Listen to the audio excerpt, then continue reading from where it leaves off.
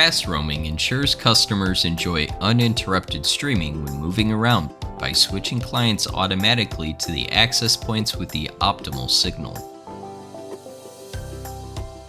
To use the fast roaming feature, ensure both APs and wireless clients support IEEE 802.11k and IEEE 802.11v.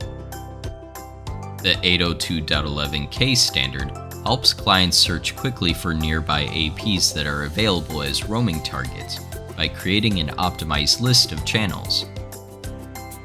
When the signal strength of the current AP weakens, the clients will scan for target APs from this list. The 802.11v standard allows APs to influence client roaming behavior by providing them the load information of nearby access points. The clients will take this information into account when deciding among the possible roam targets. Fast roaming takes effect only when the Omada controller is running and managing the APs. If the controller is offline, the fast roaming feature will stop taking effect. Fast roaming requires the use of the Omada controller. Here, we use the Omada software controller for demonstration. You can also use other Omada controllers you may have. Step 1. Ensure the APs are managed by the controller. Launch your controller and enter the site view.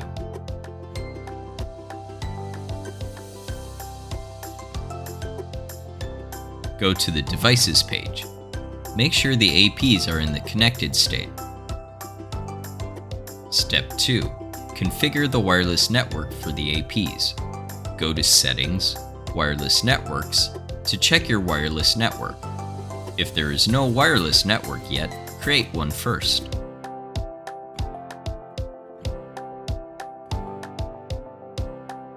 Step 3.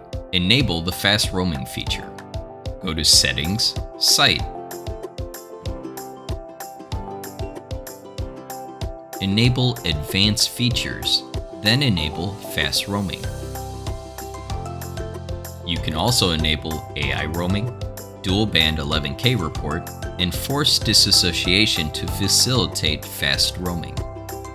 AI roaming is an algorithm developed by TP-Link to help provide better roaming performance. With this feature enabled, the controller will communicate with APs to collect some information, then provide a dynamic and optimized suggestion for clients to roam. Generally, the controller provides a neighbor list that contains only neighbor APs in the same band with which the client is associated. With dual band 11K report enabled, the controller will provide neighbor lists that contain neighbor APs in both the 2.4 GHz and 5 GHz bands. An AP typically only issues an 802.11v roaming suggestion. However, the client determines whether to roam or not. Some sticky clients may be reluctant to roam even when receiving weak signals from their suboptimal APs. Such clients will experience low wireless speeds and cause high wireless retransmission rates, which will further affect other clients and reduce the overall throughput of the network.